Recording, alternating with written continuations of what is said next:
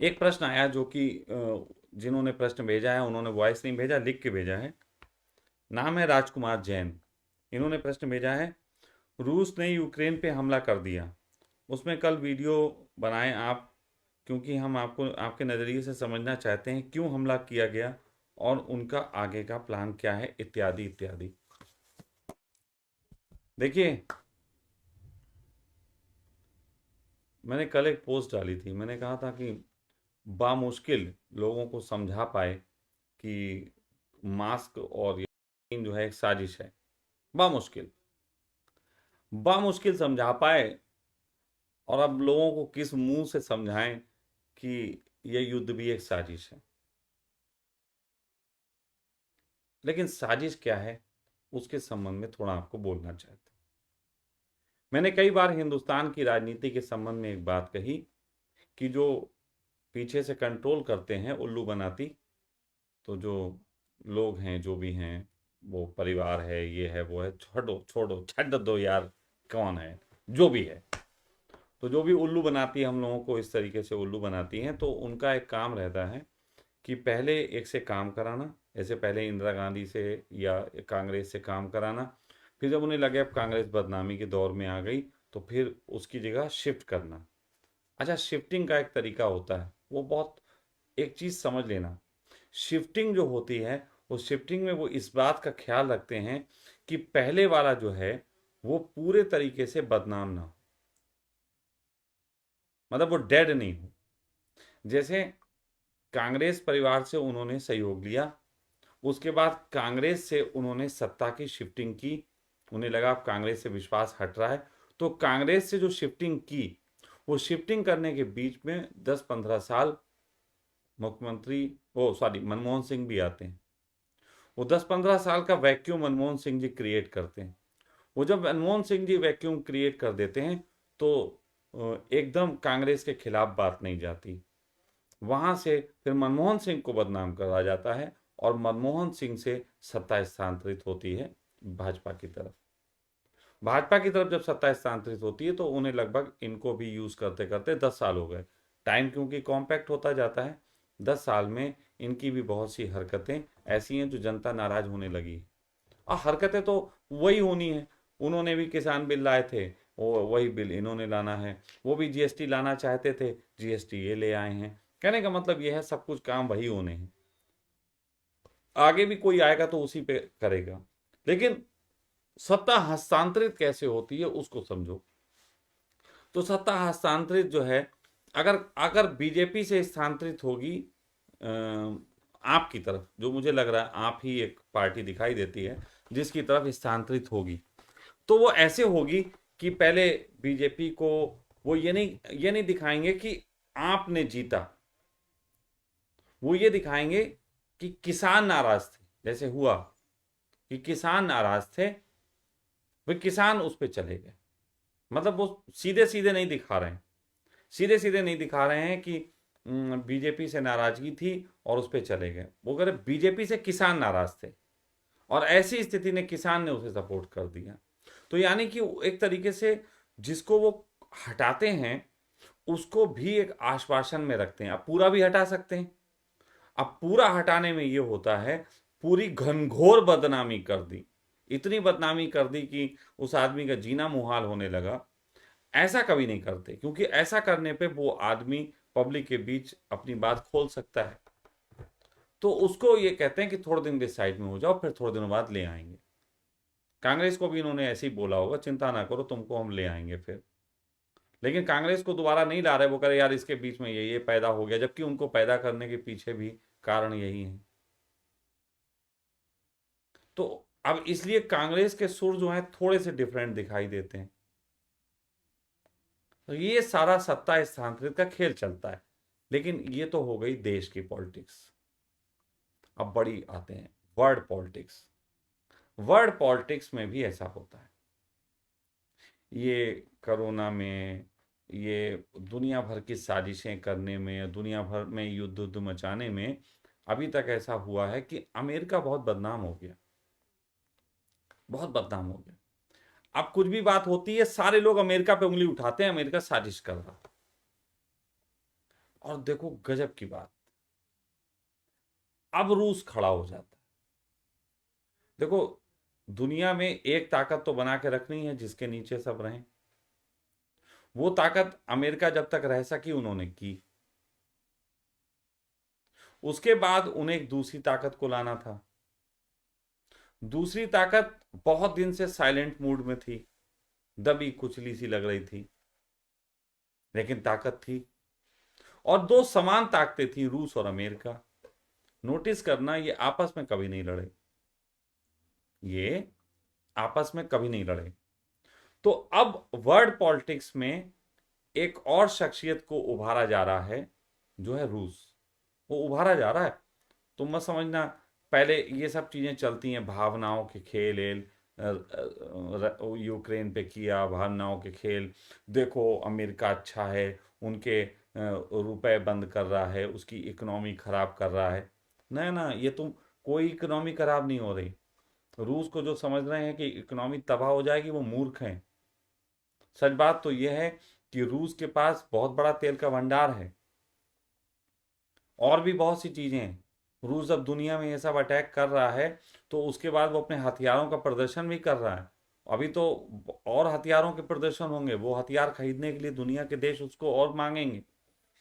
साथ साथ ये होगा कि तेल के रेट बढ़ जाएंगे, फिर इतने बढ़ जाएंगे कि उससे नीचे कभी नहीं आएंगे। हो सकता है कि 100-150 रुपये पहुंच जाए, और 100-150 रुपये पहुंच जाने के बाद उसके नीचे कभी ना आए।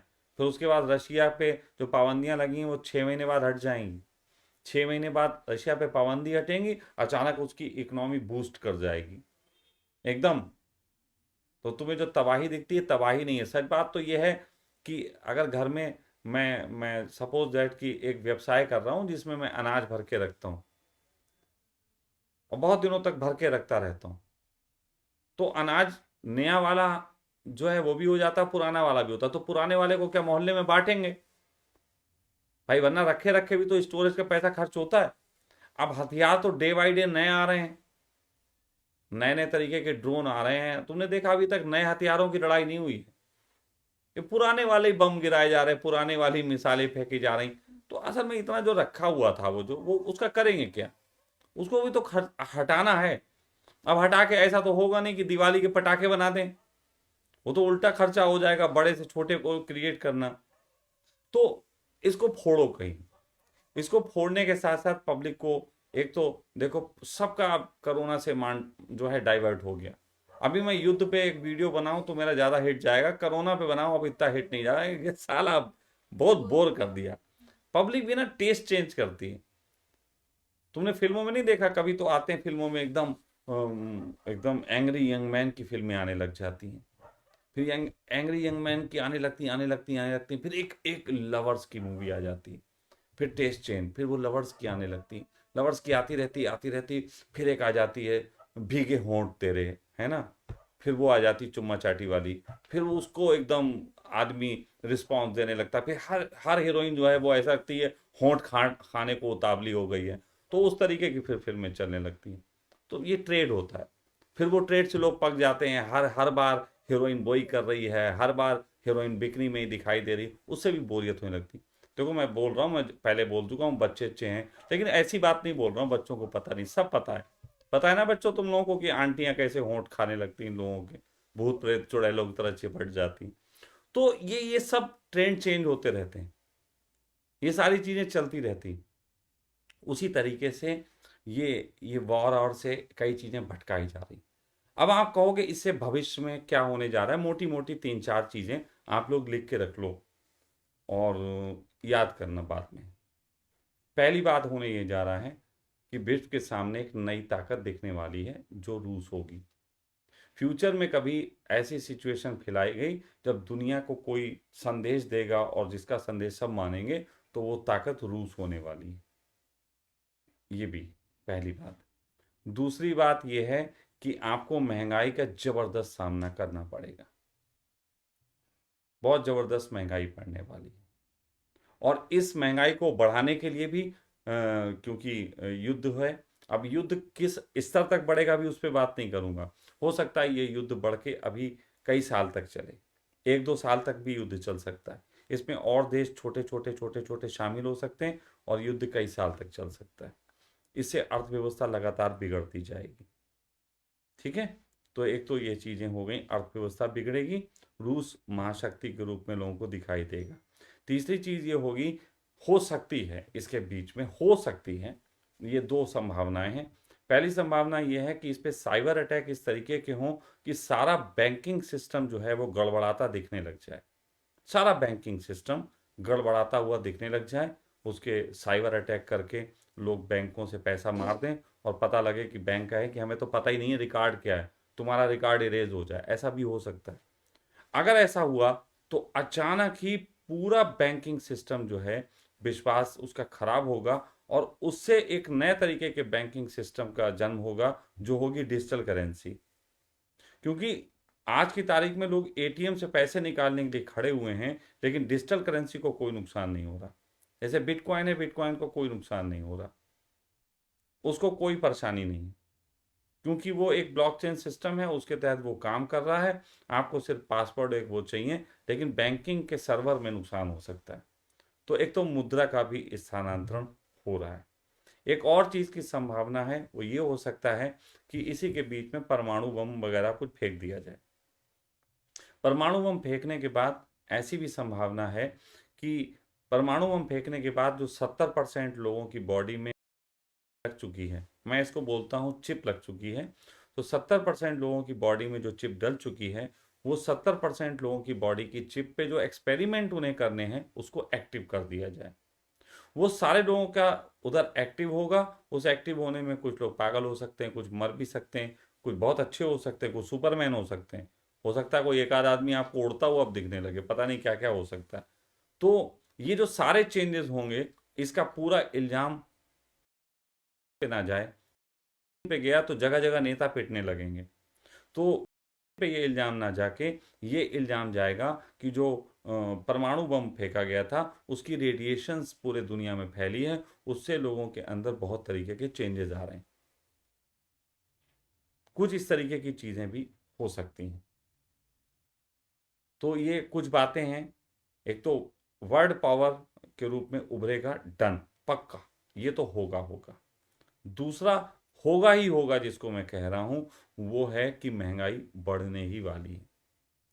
तीसरा, कि ये युद्ध अभी थोड़े लंबे समय चलेगा, थोड़ा सा, और इसमें कुछ देश और एंट्री करेंगे, ये होगा, है ना, ये चीज होगी कि कुछ लोग एंट्री करेंगे और ये युद्ध अभी थोड़ा लंबा चलेगा। बाकी दो जो मैंने कही कि एक हैकर्स का काम हो सकता है, और दूसरा जो मैंने कहा कि ये परमाणु बम वाला, ये हो सकता है, नॉट श्योर, इस पे मैंने संभावना जगाई है, नॉट श्योर वाली बात कही।